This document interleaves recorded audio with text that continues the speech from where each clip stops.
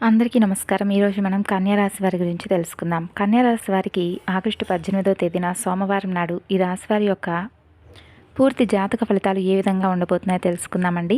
అలాగే రేపటి రోజున వీరికి ఎటువంటి శుభాశుభ పరిణామాలు వీరి జీవితంలో తలెత్తబోతున్నాయో తెలుసుకుందాం. ఎవరైతే కన్యా రాశి వారు కొత్తగా మన ఛానల్ని ఇప్పుడే కనుక చూస్తున్నట్లయితే దయచేసి ఛానల్ను సబ్స్క్రైబ్ చేసుకొని వీడియో మీకు నచ్చితే లైక్ చేసి సపోర్ట్ చేయడం మాత్రం అస్సలు మర్చిపోకండి. అలాగే రేపటి రోజున మీరు ఎటువంటి శుభాశుభ పరిణామాలను ఎదుర్కోబోతున్నారు, మీరు చేయవలసినటువంటి పనులు, చేయకూడనటువంటి పనులు, పాటించవలసినటువంటి కొన్ని నియమాలు ఇవన్నీ కూడా తెలుసుకోండి. మరి వీడియోని ఎక్కడ కూడా స్కిప్ చేయకుండా చివరి వరకు చూడండి. అప్పుడే మీకైతే పూర్తిగా అర్థమవుతుంది. మరి ఆలస్యం చేయకుండా రేపటి రోజున ఈ రాశి వారి యొక్క ఫలితాల గురించి తెలుసుకునే ముందు మీకు మీ యొక్క మనస్తత్వం ఎలా ఉంటుంది, అలాగే మీ గుణగణాలు ఎలా ఉంటాయని తెలుసుకొని తర్వాత రేపటి రోజున కొన్ని విషయాల గురించి తెలుసుకుందాం. మీరు ఇప్పటి వరకు ఎన్నో ప్రమాదాల నుండి, కొన్ని విషయాల నుండి అంటే తెలుసుకోవాల్సినటువంటి విషయాలను కూడా తెలుసుకోలేక కొన్ని విషయాల్లో ఎక్కువగా ఆలోచిస్తూ మీ మనసును పాడు చేసుకుంటూ ఉన్నారు. అయితే ఆ విషయాలేంటి, మీ మనసును మరలా తిరిగి మీరు ప్రశాంతంగా ఉంచుకోవడానికి ఏ పనులు చేయాలి, ఎటువంటి పరిహారాలను పాటించాలనేది కూడా తెలుసుకోండి. మీకు జీవితంలో డబ్బును సంపాదించాలని చెప్పి బాగా అనుకుంటూ ఉంటారు. అయితే చిన్న వయసులోనే ఏంటంటే మీకు కుటుంబ బరువు బాధ్యతలు అనేవి బాగా ఎక్కువగా ఉండడం వల్ల మీరు అందుకోసం ఎంతగానో కష్టపడుతూ కొన్ని విషయాల్లో ఏంటంటే మీకు ఏదన్నా ఒక నచ్చినటువంటి వస్తువును కానీ, నచ్చినటువంటి జీవితాన్ని అంటే ప్రశాంతంగా అనుభవిస్తాము, ఈరోజు ప్రశాంతంగా కాసేపు రెస్ట్ తీసుకుందాము, లేదంటే మనకి ఇష్టమైనటువంటి పనులు చేద్దామని చెప్పి మీ మనసులో అనిపించినా కూడా మీరు చేసుకోలేరన్నమాట. ఏంటంటే మీపై ఉన్నటువంటి బరువు బాధ్యతల కారణంగా మీ ఇష్టాలను కూడా చంపుకునేటటువంటి కొన్ని కఠినమైనటువంటి పరిస్థితులు ఎదురవుతూ ఉన్నప్పటికీ కూడా మీరు ఎక్కడ రియలైజ్ అవ్వకుండా అండి చాలా అంటే చాలా కష్ట స్వభావాలుగా చెప్పుకోవచ్చు. మిమ్మల్ని చూసి నలుగురు కూడా ఆదర్శవంతులుగా, మీరు నలుగురికి కూడా ఆదర్శప్రాయాలుగా నిలిచేటటువంటి గొప్ప మనస్తత్వం అని చెప్పుకోవచ్చు. అయితే మీ కష్టానికి తగినటువంటి ప్రతిఫలం అనేది భగవంతుడు తప్పకుండా ఇవ్వబోతున్నాడనే చెప్పాలండి. ఎందుకంటే మీరు ఏదైతే కష్టాల నుండి మీకు విముక్తి లభించాలని చెప్పి చాలా రోజుల నుండి భగవంతుని వేడుకుంటున్నారు, ఈ రాశివారు అనుభవించినన్ని కష్టాలు మిగతా ఏ రాశివారు కూడా అనుభవించి ఉండరేమో అన్నంతగా అన్ని కష్టాలను, సమస్యలను ఇప్పటి వరకు ఎదుర్కొన్నారు. ఎంత మంచితనంగా ఉన్నప్పటికీ కూడా మీ మంచిని కూడా ఆసరాగా తీసుకొని కొంతమంది వ్యక్తులు మిమ్మల్ని మోసం చేయడం కానీ, లేదంటే మీపై అనవసరంగా నిందలు మోపడం కానీ, మిమ్మల్ని అసలు అంటే నలుగురిలోనూ మీకంటూ ఒక మంచి పొజిషన్ మీకు రానివ్వకుండా చేయడం కానీ, సమాజంలో మీకు వచ్చేటటువంటి మంచి పేరు ప్రతిష్టలను మీకు రానివ్వకుండా చేయడం కానీ, ఇటువంటివి చాలామంది ఎక్కడో ఎందుకండి మీ కుటుంబ సభ్యుల్లో, మీ బంధువర్గంలో, మీ సన్నిహితుల్లోనే ఎంతోమంది మీ చుట్టూ ఉన్నటువంటి చీడ పురుగులు మిమ్మల్ని ఎప్పుడూ కూడా కిందికి తొక్కాలని చెప్పి చూస్తున్నప్పటికీ మీరు ఎక్కడా కూడా తగ్గకుండా, ఎవరి చేతికి చిక్కకుండా చాలా చక్కగా మీకంటూ ఒక మంచి స్పెషల్ క్రియేటివిటీని మీకు మీరుగా తెచ్చుకొని, ఒక మంచి స్టేటస్ను మీకు మీరుగా తెచ్చుకున్నటువంటి గొప్ప మేధావులుగా చెప్పుకోవచ్చు. మంచి తెలివితేటలు ఎక్కువగా ఉన్నాయండి మీకు.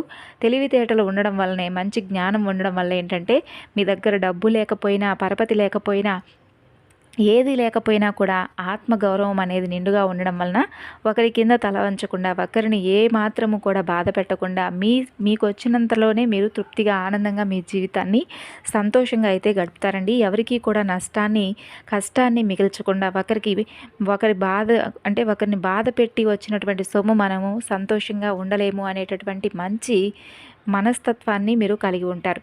అలాగే ఎవరికైనా అవసరమైతే వారికి అవసరమైనంత ప్రేమను పంచుతారు. అలాగే అవసరానికి సరిపడా ధనం మీ దగ్గర ఉన్నా లేకపోయినా సర్దుతారు.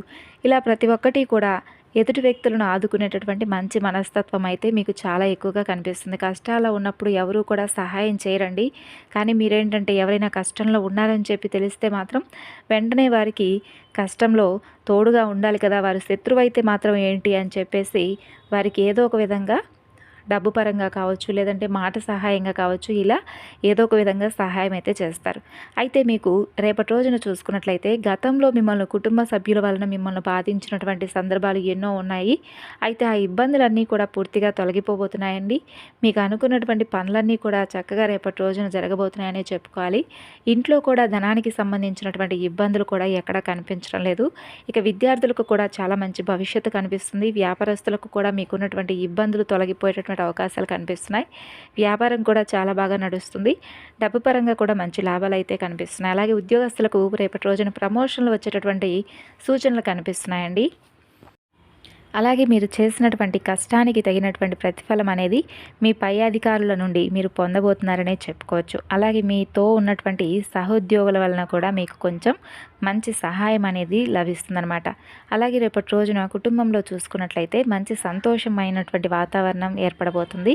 అలాగే మీపై ఏదైనా కానీ కుళ్ళు కుతంత్రాలతో చాలా అంటే ఎక్కువగా మీరంటే పడనటువంటి వ్యక్తులు కూడా మీ దగ్గరకు వచ్చి మీకు చేతులు జోడించి మరి కొన్ని సందర్భాల్లో మేము ఇలా మీతో మాట్లాడకుండా ఉండాల్సిందండి, మీకు ఇలాంటి అంటే మీకు చెడు తలపెట్టకుండా ఉండాల్సిందండి, మేము మాట జారాము, మీ వల్ల కొంచెం ఈరోజు ₹1 సంపాదించుకుంటున్నాం అనేది ఇప్పుడు మాకు బాగా తెలిసొచ్చింది, మేము గతంలో మిమ్మల్ని ఇబ్బంది పెట్టుంటే మమ్మల్ని క్షమించండి అని చెప్పి కొంతమంది వ్యక్తులు కూడా మిమ్మల్ని క్షమాపణతో చక్కగా మీకు మరలా దగ్గర అయ్యేటటువంటి అవకాశాలు కనిపిస్తున్నాయి. అది బంధువర్గం కావచ్చు, లేదంటే సన్నిహితులు కావచ్చు, లేదంటే చుట్టూ ఉన్నవారు ఎవరైనా కావచ్చండి. గతంలో మీకు ఎవరితో అయినా కానీ విభేదం ఉంటే అటువంటి వ్యక్తులు మరలా మీ ద్వారా ఒక బాగుపడి చక్కగా ₹1 వాళ్ళకి ఆదాయం అనేది గెయిన్ చేసుకుంటూ చక్కగా వారే మరలా తిరిగి మీ దగ్గరకు వచ్చేసి మీ ద్వారా ₹1 మేము సంపాదించుకుంటున్నామని చెప్పి చాలా సంతోషంగా ఆనందంగా మీ దగ్గరకు వచ్చేసి చేతులు జోడించి మరీ కృతజ్ఞతలు చెప్పుకుంటారు.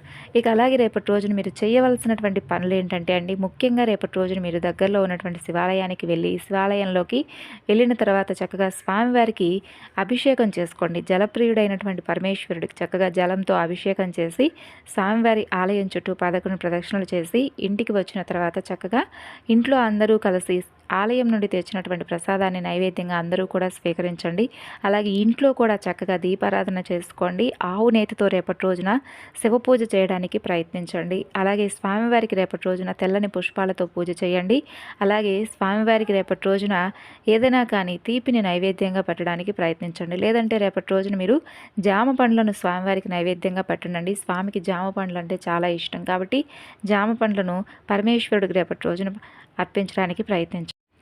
ఈ విధంగా చేయడం వల్ల రేపటి రోజున మీపై ఏర్పడేటటువంటి ప్రతికూలమైనటువంటి సమయం ఏదైతే ఉంటుందో అది మీ నుండి దూరంగా ఏర్పడుతుందండి. అంటే మనం ఏదైనా కానీ గుర్తుపెట్టుకోండి, మనకు ప్రతికూలమైనటువంటి సమయం అంటూ ప్రతిరోజు కూడా ఉంటూనే ఉంటుందండి. అనుకూలమైనటువంటి సమయం, ప్రతికూలమైనటువంటి సమయం ఈ రెండూ కూడా ఉంటాయి. కాబట్టి ప్రతికూలమైనటువంటి సమయంలో మనం చేసేటటువంటి దైవ పూజ ఏదైతే ఉంటుందో అది మనకు బాగా ఉపయోగపడుతుంది అనమాట. అంటే మన మీద ఏర్పడేటటువంటి ఆ చెడంతా కూడా పూర్తిగా తొలగిపోవడానికి ఆస్కారం ఉంటుంది. అలాగే ఒక మంచి పాజిటివ్ ఎనర్జీ అనేది మనకు కూడా ఏర్పడుతుంది. అంటే ఈరోజు భగవంతుడికి పూజ చేసుకున్నాం, చక్కగా దైవనామస్మరణ చేసుకున్నాం, శివాలయానికి వెళ్ళొచ్చాం కాబట్టి మనపై ఏదైనా కానీ చెడు అనేది ఏర్పడేటటువంటి అవకాశాలు ఉన్నప్పటికీ కూడా అవి మన నుండి దూరంగా వెళ్ళిపోతాయి అనేటటువంటి మంచి ధీమా మనలో కూడా ఏర్పడుతుంది. తద్వారా మనకు మానసికమైనటువంటి ప్రశాంతత చేకూరుతుంది. ఈ విధంగా రేపటి రోజున ఈ రాశి వారికి అనుకూలమైనటువంటి వాతావరణం ఎక్కువ శాతం కనిపిస్తుందండి. అలాగే కుటుంబ సభ్యులతో కలిసి దేవాలయ దర్శనాలు చేసుకుంటారు. అలాగే రేపటి రోజున మీ యొక్క ఆత్మవిశ్వాసం మరింత రెట్టింపు అయ్యే విధంగా నలుగురిలోనూ మంచి పేరు ప్రతిష్టలు గడించేటటువంటి అవకాశాలు కనిపిస్తున్నాయి. అంటే మీరు చేసేటటువంటి పనిలో మంచి అభివృద్ధి కనిపిస్తుంది. అలాగే మీకు మంచి ధన లాభాలు కూడా కలిగేటటువంటి అవకాశాలు కనిపిస్తున్నాయండి. ఇక అలాగే సంతాన పరంగా వివాహ పరంగా చర్చలు జరుగుతాయి. అలాగే సంతానానికి సంబంధించినటువంటి విషయాలు అంటే మీ పిల్లలు కానీ లేదంటే ఇప్పుడే సంతానానికి ప్లాన్ చేసేవారు కానీ ఇటువంటివి ఇలా సంతానానికి సంబంధించినటువంటి విషయాలు అయితే కొన్ని జరుగుతాయన్నమాట. అలాగే మీ జీవితంలో ఉన్నటువంటి కొన్ని దోషాలు కూడా తొలగిపోవడానికి రేపటి రోజున తప్పకుండా మీరు పేదవారికి ఏదైనా కానీ మీ వంతు సహాయార్థం ఏదైనా వస్తు రూపేణ లేదంటే ధన రూపేణ లేదంటే ఆహారంగా కానీ పేదలకు ఏదైనా కానీ పంచడానికి ప్రయత్నించండి. అలాగే దగ్గరలో ఏదైనా కానీ గోమాత ఉంటే కనుక చక్కగా వెళ్ళేసి గోమాత దర్శనం చేసుకోండి.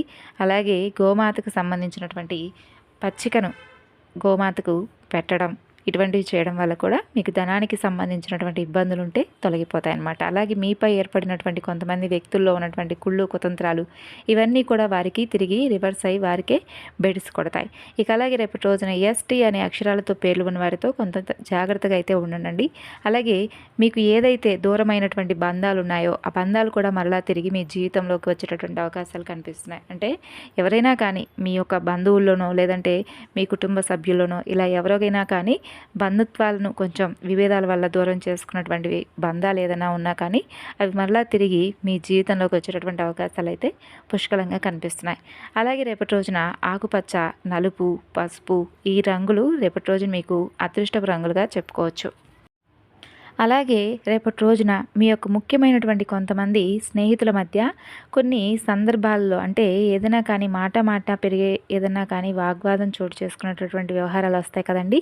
అలాగే కొన్ని సందర్భాల్లో రేపటి రోజున మాట కలుపుకుని ఇలా మాట్లాడుకునేటప్పుడు కొన్ని ఒడిదుడుకులు ఎదురైనప్పటికీ కూడా మరలా తిరిగి ఆ పరిస్థితులు అనేవి సర్దుకునేటటువంటి అవకాశాలు అయితే కనిపిస్తున్నాయి.